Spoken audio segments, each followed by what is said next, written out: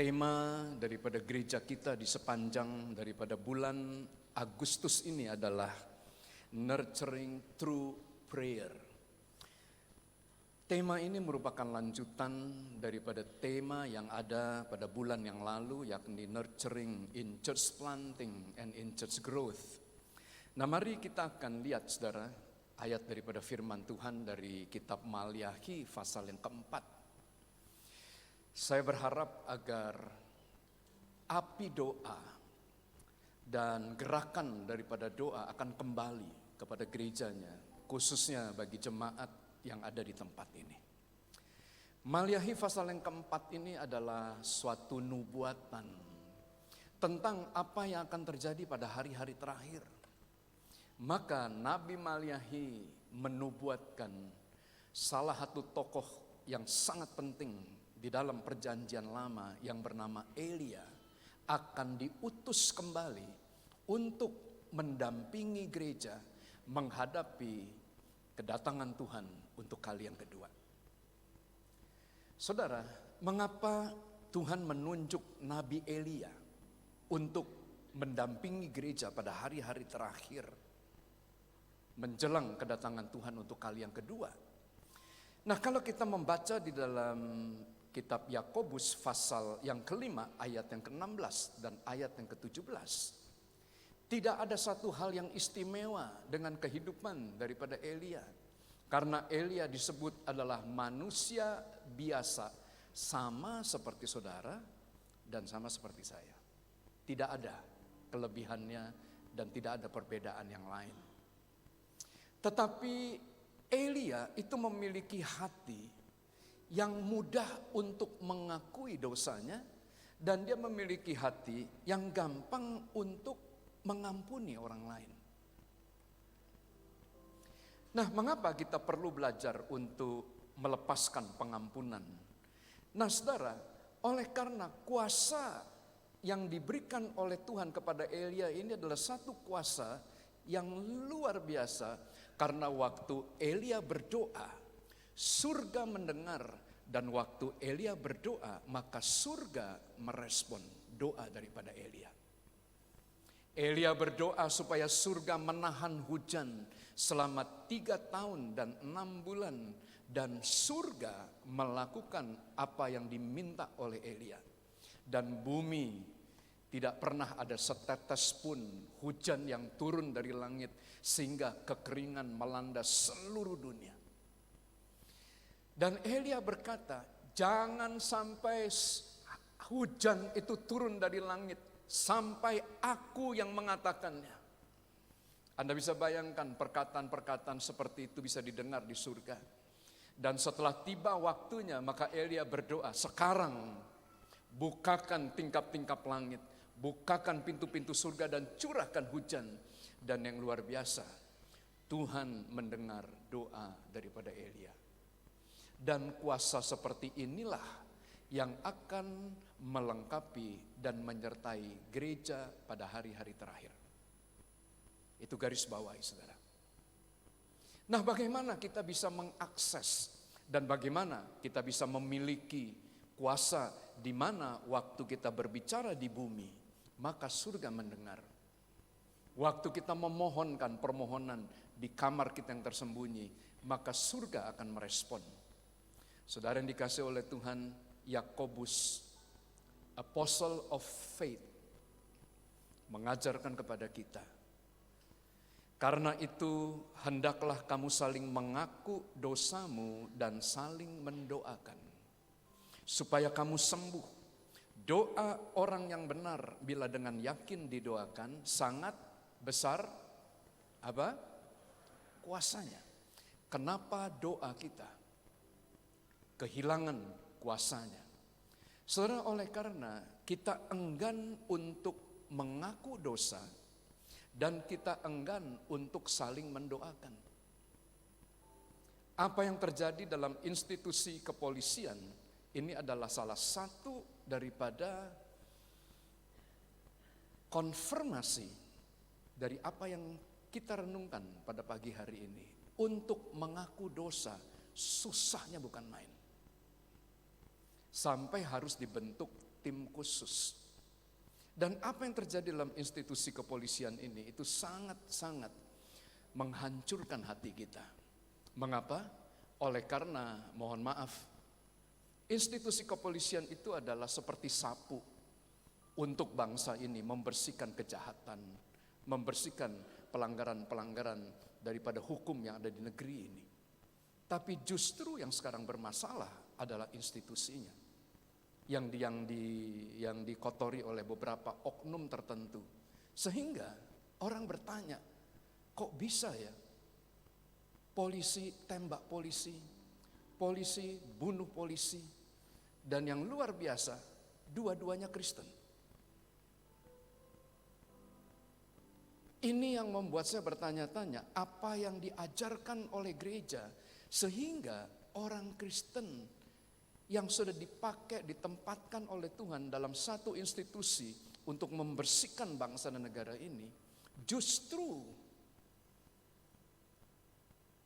membuat kekacauan, membuat suatu hal yang tidak terpuji. Tapi saya percaya pada waktu kita rela untuk mengakui kesalahan kita, kita rela untuk mengakui dosa kita, dan kita saling mendoakan, maka saya percaya kuasa itu akan Tuhan berikan. Waktu kita berdoa, langit akan terbuka dan langit akan mencurahkan hujannya. Bisa katakan amin? Bila hati terasa berat, tak seorang pun mengerti bebanmu, ku tanya Yesus, apa yang harus ku buat? Dia berfirman, mari datanglah. Dia selalu pedulikan aku.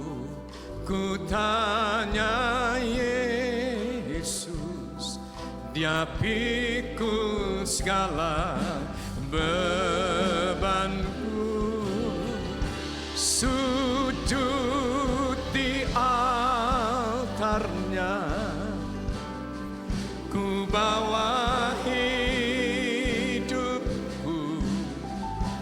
ku terima anugerahnya.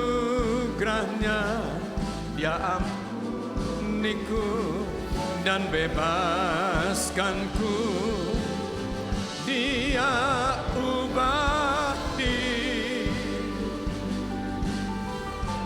baharui sesuatu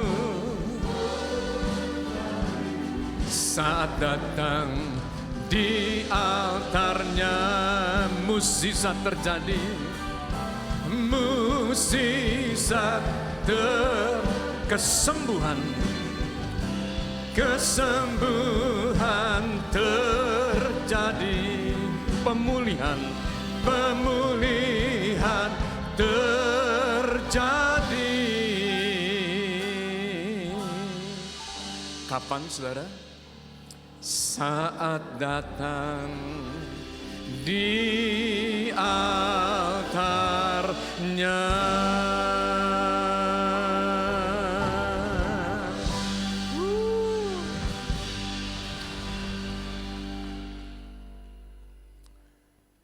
Satu Raja-Raja 18 ayat yang ke-19, mengapa pada hari-hari terakhir Tuhan akan mengirimkan roh dan kuasa Elia? Karena Elia ini adalah seorang hamba Tuhan yang berani berhadapan dengan nabi-nabi palsu dan dengan guru-guru palsu. 1 Raja-Raja 18 mencatat Elia berhadapan dengan 450 nabi Baal, dan dia berhadapan dengan 400 nabi Asyera, 850 nabi-nabi palsu yang dekat dengan istana, yang memperoleh makanan dan penghidupan dari meja raja. Tetapi Elia tidak gentar untuk menghadapi nabi-nabi dan guru-guru palsu. Saudara yang dikasih oleh Tuhan, di dalam Injil Matius pasal yang ke-24, ayat yang ke-10 dan ayat yang ke-11, maka Tuhan Yesus sendiri bernubuat, menjelang kedatangan Tuhan untuk kali yang kedua, maka akan banyak muncul guru-guru palsu dan nabi-nabi palsu. Musuh daripada gereja besar adalah penyesatan. Akan lahir, kita akan melihat serigala yang berbulu domba. Oleh sebab itu jangan heran dalam lembaga-lembaga kerohanian, maka tiba-tiba kita mendengar berita-berita guru-guru menggarap murid-muridnya. Jangan heran kalau kita melihat bahwa pemimpin-pemimpin rohani menggarap jemaatnya sendiri. Nah, mengapa? Oleh karena di dalam gereja yang sangat diberkati, maka di situ guru palsu dan nabi palsu berkembang dengan sangat subur. Mengapa Tuhan mengirimkan Nabi Elia? Karena Elia pernah berhadapan dengan nabi dan guru palsu. Bagaimana cara kemudian Elia mengalahkan guru-guru palsu dan nabi-nabi palsu ini? Saudara yang dikasih oleh Tuhan, maka dicatat pada waktu Elia berdoa, maka surga mendengar, surga mengirimkan api yang membakar seluruh persembahan yang ada. Sehingga satu bangsa itu berbalik dan mereka kembali kepada Tuhan. Saudara, Alkitab berkata seperti ini, Paulus ditugaskan oleh Tuhan untuk menabur, Apolos ditugaskan oleh Tuhan untuk menyiram, tetapi Tuhan yang menumbuhkan. Bagaimana cara Tuhan menumbuhkan pekerjaan-pekerjaan pelayanan yang ada? Saya selalu memberikan dorongan nasihat kepada seluruh pengerja-pengerja, diakon dan diakones. Karena kita mengerti doa itu nafas kehidupan daripada orang-orang Kristen. Anda manggut-manggut dan Anda mengiyakan, tetapi jujur, berapa banyak waktu yang kita alokasikan untuk berdoa. Berdoa pribadi bersama dengan Tuhan, berdoa bersama-sama dengan umat Tuhan. Kita memiliki jam-jam doa. Pada hari Selasa kita punya menara doa. Pada hari Kamis kita memiliki doa malam. Pada hari Jumat kita memiliki family altar, tempat di mana kita berdoa bersama-sama. Sabtu kita juga berdoa bersama-sama di menara doa. Dan jujur, tidak banyak orang yang ingin terlibat dan ikut ambil bagian dalam kegiatan-kegiatan pertemuan-pertemuan doa. 2 tahun ini kita tidak belajar dengan baik. Karena COVID-19 adalah virus yang menyerang organ pernafasan kita. Paru-paru daripada kita itu diserang oleh virus itu. Dan waktu virus itu menyerang, maka saturasi udara, kekuatan daripada jantung kita memompa oksigen dari yang biasa normal 95 sampai dengan 98, drop sampai dengan 50, 40, 30 dan selesai. Dan pada waktu saturasi udara itu drop, maka otak akan kekurangan oksigen. Waktu otak kita kekurangan oksigen, di situ kita akan kolaps. Kita akan kehilangan kesadaran, kita akan kehilangan kemampuan motorik untuk bergerak, mengangkat, dan beraktivitas. Saya percaya gereja yang tidak mau berdoa, atau pribadi yang enggan untuk berdoa, maka dia akan kekurangan oksigen. Dia akan megap-megap. Dan pada waktu dia menghadapi goncangan-goncangan yang terjadi menjelang kedatangan Tuhan untuk kali yang kedua, dia tidak memiliki kekuatan untuk berdiri dan bertahan. Saudara, apa yang terjadi pada waktu gereja tidak mau menjadi rumah doa?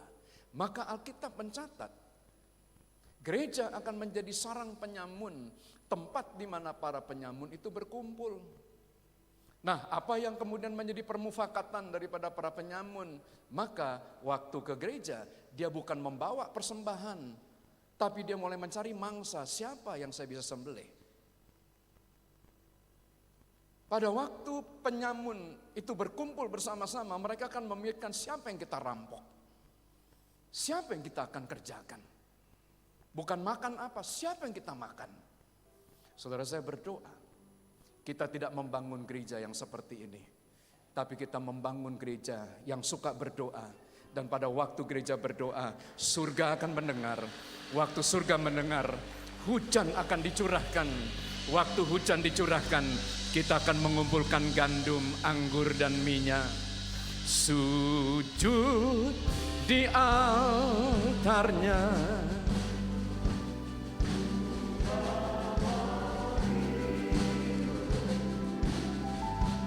Ku terima anugerahnya, Dia ampuniku.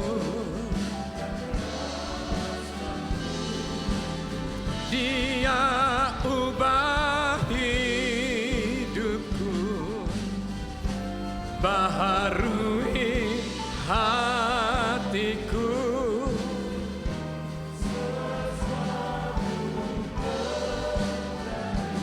Saat datang di altarnya,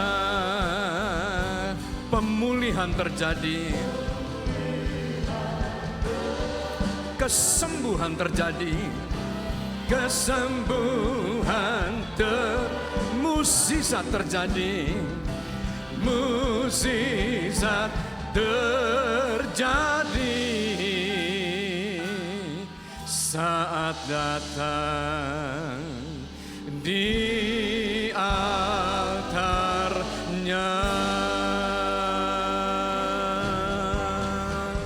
Mari kita berikan tepuk tangan yang meriah.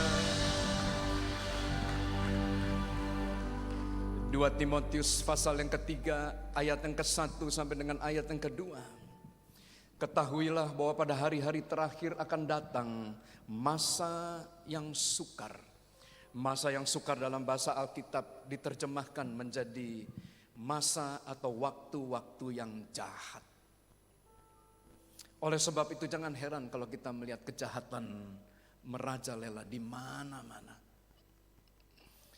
Bapak Ibu yang dikasihi oleh Tuhan, akibat daripada masa yang sukar, maka manusia akan berubah. Alkitab mencatat kita diciptakan menurut rupa dan gambar Allah.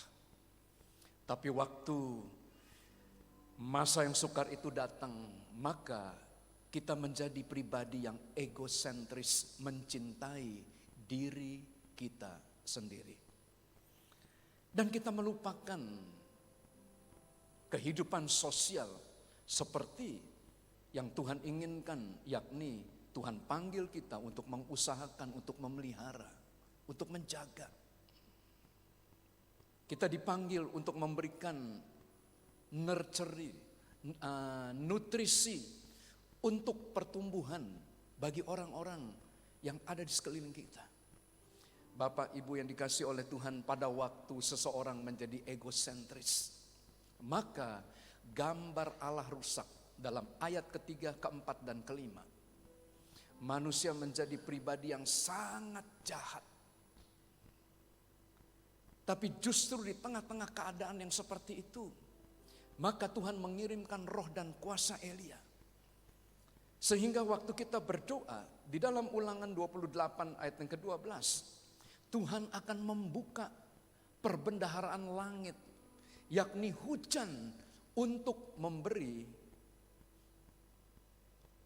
berkat atas tanah kita. Sehingga kita akan memberi pinjaman dan kita tidak meminta pinjaman di tengah-tengah masa yang sukar. Saudara, saya berani saksikan ini oleh karena kita berhasil untuk melewati masa-masa yang sukar oleh karena pertolongan daripada Tuhan. Saudara, cara Tuhan menolong yakni waktu tingkap-tingkap langit dan pintu-pintu surga dibuka, hujan itu akan turun.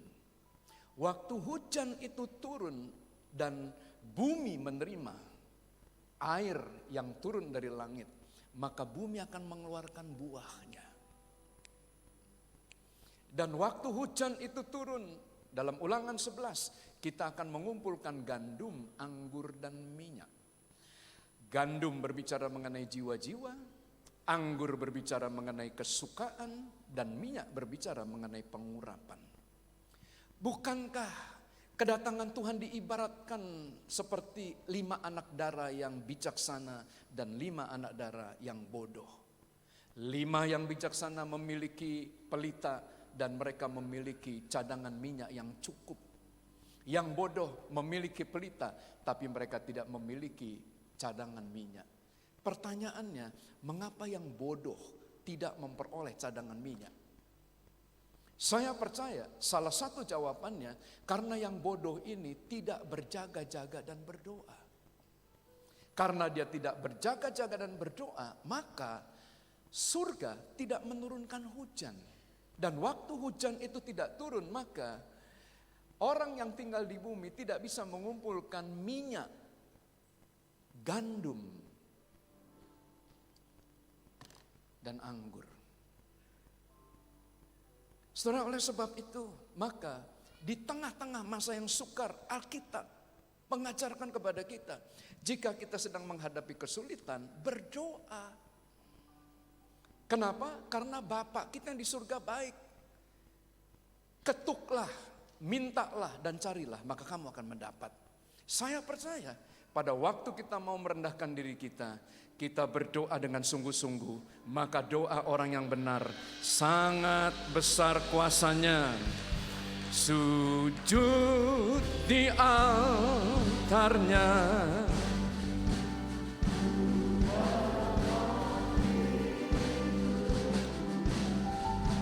ku terima anugerahnya, dia ampuniku. Dia ubah hidupku, baharui, sesuatu terjadi saat datang di altarnya. Lukas pasal 21 ayat 34 sampai dengan ayat 36. Kita biasa membaca ayat yang ke-36, berjaga-jagalah senantiasa sambil berdoa supaya kamu beroleh kekuatan untuk luput daripada semua yang akan terjadi dan supaya kamu tahan berdiri di hadapan Anak Manusia. Kita hanya mencuplik ayat ini dan kita hanya melihat perkataan yang menuliskan berjaga-jagalah senantiasa sambil berdoa. Tapi kita lupa 2 ayat sebelumnya yang menjelaskan mengapa kita perlu berjaga-jaga sambil berdoa. Ayat 34, jagalah dirimu supaya kamu jangan syarat oleh pesta pora, kemabukan, dan kepentingan-kepentingan duniawi. Dan supaya hari Tuhan jangan dengan tiba-tiba jatuh ke atas dirimu seperti suatu jerat. Jadi menjelang kedatangan Tuhan untuk kali yang kedua, yang pertama manusia akan pesta pora dan manusia akan kawin dan mengawinkan. Manusia tidak sanggup untuk mengendalikan nafsunya untuk makan dan nafsunya untuk minum. Tidak tahu batas di mana dia harus berhenti. Saudara, saya bertobat dari gaya hidup yang seperti ini. Karena bobot saya berapa tahun yang lalu itu mencapai 92 kilo. Saya besar, saudara. Kenapa? Karena makan dan minum adalah hiburan yang membuat kita senang. Jadi kalau kita sudah bekerja dengan lelah dan kita ingin menikmati pekerjaan kita, satu-satunya yang tidak berdosa adalah makan dan minum. Tapi pada waktu kita tidak bisa membatasi diri kita, dan waktu saya bobotnya 92, pelbagai penyakit ada di dalamnya. Nah, bagaimana cara kita mengendalikan diri? Karena Alkitab berkata, gereja yang sehat dimulai dari gembala yang sehat.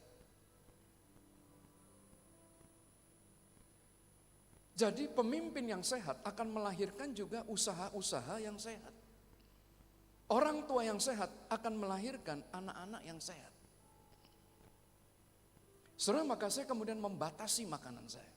Saya membatasi minuman saya. Saya membatasi, waktu-waktu untuk bersenang-senang, berleha-leha. Dan saya mulai olahraga. Satu minggu saya bisa 4 sampai dengan 5 kali menghabiskan waktu 1 jam di atas mesin treadmill. Berapa banyak yang saya makan, maka ada keseimbangan. Berapa banyak juga yang kemudian dibakar. Dan 17 kilo saya berhasil menurunkan berat badan. Dan sekarang berat badan saya 75. Saya percaya orang yang tidak sanggup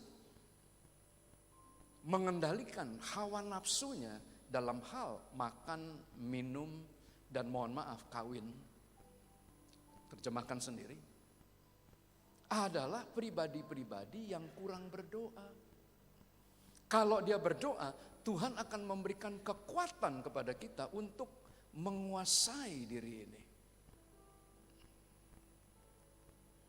Dan waktu kita menguasai diri ini, goncangan yang terjadi pada hari-hari terakhir dapat kita lewati bukan karena kita hebat, karena Tuhan memberikan kekuatan dan kita sanggup untuk bertahan. Jangan seperti anak Ayub. Anak Ayub born rich. Waktu lahir mereka udah kaya. Dan gaya hidup orang kaya, mereka pesta tiap hari. Dari satu rumah ke rumah yang lain. Dari anak pertama sampai dengan anak yang terakhir. Tapi tiba-tiba malapetaka datang. Zup! Dalam 1 hari 10 anak Ayub mati semua. Jangan sampai pada waktu Tuhan datang, saudara, kita tidak sanggup untuk berdiri. Oleh sebab itu gereja perlu berdoa supaya Tuhan tidak hanya memberikan berkat jasmani saja, berkat dalam hal keuangan saja, tapi Tuhan juga berikan kepada kita kekuatan untuk bertahan menghadapi masa-masa yang sukar dan masa-masa yang jahat. Yesaya pasal 56. Untuk kali pertama, maka Tuhan memperkenalkan rumah doa kepada Israel. Dan Alkitab mencatat, jika seseorang tidak mau menjadikan hidupnya rumah doa, maka hidupnya akan berpotensi menjadi sarang penyamun. Dan sarang penyamun seperti tadi yang saya sampaikan, pikirannya adalah bagaimana kita merampok orang, bagaimana kita kemudian mengambil apa yang dimiliki oleh orang lain. Nah, saudara yang dikasih oleh Tuhan, bagaimana cara kita membangun rumah doa dan pengertian apa yang kita mesti selami pada waktu kita membangun rumah doa. Baca ayatnya, ayat yang ke-7. Mari kita baca sama-sama. 2, 3. Mereka akan kubawa ke gunungku yang kudus, akan kuberikan kesukaan di rumah doaku. Aku akan berkenan kepada korban-korban bakaran dan korban-korban sembelihan mereka yang dipersembahkan di atas mezbahku, sebab rumahku akan disebut rumah doa bagi segala bangsa. Perhatikan baik, tujuan Tuhan membangun rumah doa bukan untuk mendengarkan unek-unek, bukan untuk mendengarkan kekecewaan kita, masalah-masalah kita. Tidak. Baca ayatnya baik-baik. Tujuan Tuhan membangun rumah doa supaya Tuhan berkenan atas persembahan dan penyembahan kita. Dengan kata lain, doa tidak bisa dipisahkan dari mezbah. Nah, oleh sebab itu, mengapa saya tidak menyelesaikan main hall-nya rumah persembahan, tetapi saya membangun rumah doa terlebih dahulu. Karena kalau tidak ada gerakan doa, tanpa doa, gedung yang besar seperti itu tidak akan kuat untuk menampung tantangan pada hari-hari terakhir. Tapi jika gereja berdoa, gereja akan memperoleh kekuatan. Amin. Nah, saudara yang dikasih oleh Tuhan, mari kita akan lanjutkan. Wahyu pasal 8 menceritakan rahasia daripada doa. Yang saya kira ini kita perlu ketahui bersama-sama. Mari kita lihat ayatnya. Maka datanglah seorang malaikat lain dan ia pergi berdiri di dekat mezbah dengan sebuah pedupaan emas, dan kepadanya diberikan banyak kemenyan untuk dipersembahkannya bersama-sama dengan doa semua orang kudus di atas mezbah emas di hadapan tahta itu. Sampai sini dulu. Nah saudara, jadi setiap kali kita membangun mezbah, maka malaikat akan turun dan dia akan berdiri di dekat mezbah. Nanti dalam concordance Alkitab Anda klik aja mezbah malaikat. Maka ayatnya begitu banyak dari perjanjian lama sampai perjanjian baru. Di mana ada mezbah, maka di situ malaikat hadir. Nah, apa tugas malaikat hadir di dekat mezbah? Malaikat membawa kemenyan dan doa orang-orang kudus yang ditampung di dalam cawan emas. Dan kemudian dicatat ayat yang ke-8, maka naiklah asap kemenyan bersama-sama dengan doa orang-orang kudus itu dari tangan malaikat itu ke hadapan Allah. Maka malaikat membawa doa-doa kita ke hadapan Tuhan. Dan waktu Tuhan mendengar doa-doa kita, maka surga akan merespon. Bagaimana cara kita berdoa sehingga suara kita terdengar di tempat yang maha tinggi? Saudara perlu pertolongan daripada malaikat. Bagaimana cara malaikat menolong Anda? Anda harus membangun mezbah. Bagaimana kemudian doa-doa kita bisa dibawa ke atas? Anda taruh persembahan. Waktu kemudian api dan asap persembahan ini naik, maka di situ malaikat akan membawa doa kita. Dari mana Pak Pendeta tahu? Hakim-Hakim 13. Jadi waktu Manoah mendengar berita Tuhan akan memberikan seorang anak kepada dia, Manoah berkata, jangan kamu pulang, izinkan aku mempersembahkan korban, ucapan syukur. Dan Manoah menyembelih seekor anak kambing. Dan Manoah menaruh itu sebagai korban bakaran. Waktu kemudian api membumbung naik, maka dicatat dalam ayat yang berikutnya, dalam ayat yang ke-29, malaikat tiba-tiba masuk ke dalam api itu dan malaikat hilang. Tahukah Anda bahwa mezbah itu disebut adalah tempat di mana surga dan bumi itu bertemu. Meeting point between earth and heaven.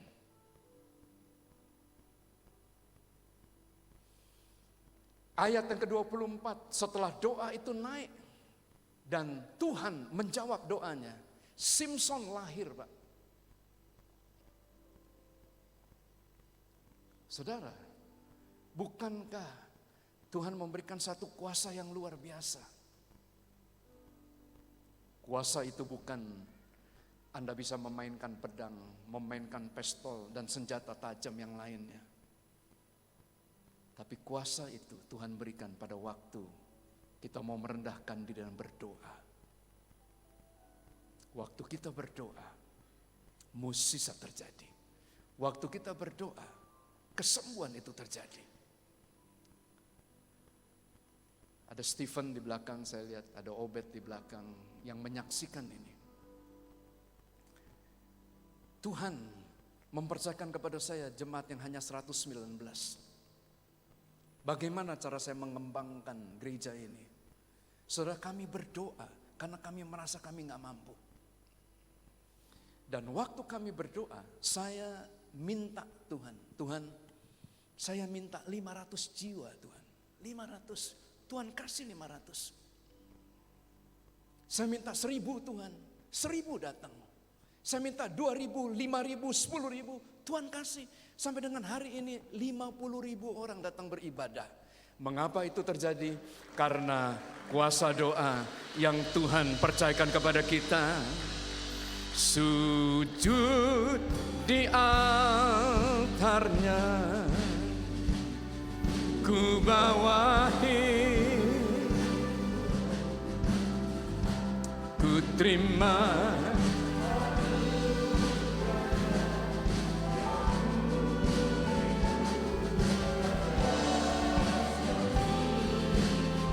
Dia ubah hidupku, baharui hatiku, sesuatu saat datang di altarnya. Saya akan tutup. Mari kita lihat Matius pasal 13 ayat yang ke-39. Waktu menuai ialah akhir zaman, dan para penuai itu adalah malaikat. Saudara, ini rahasia, dan ini kunci keberhasilan.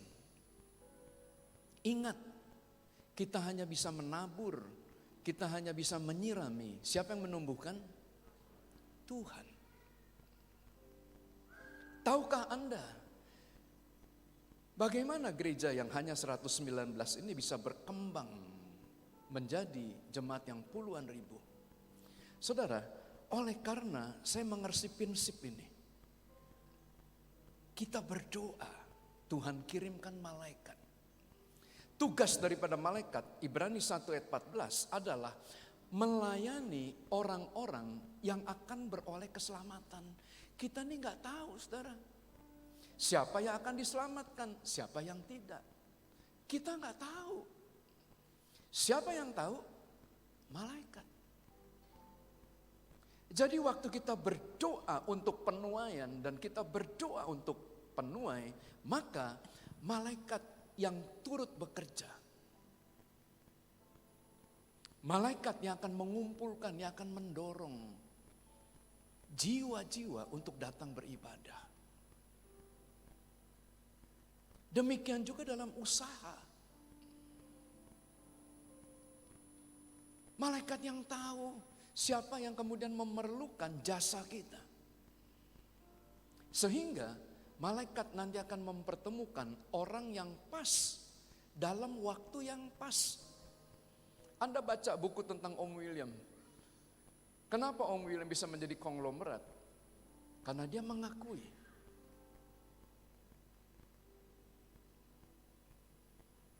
dia diberkati oleh karena persis pada waktu itu Indonesia membutuhkan mobil dan dia mengimport mobil dan hampir bangkrut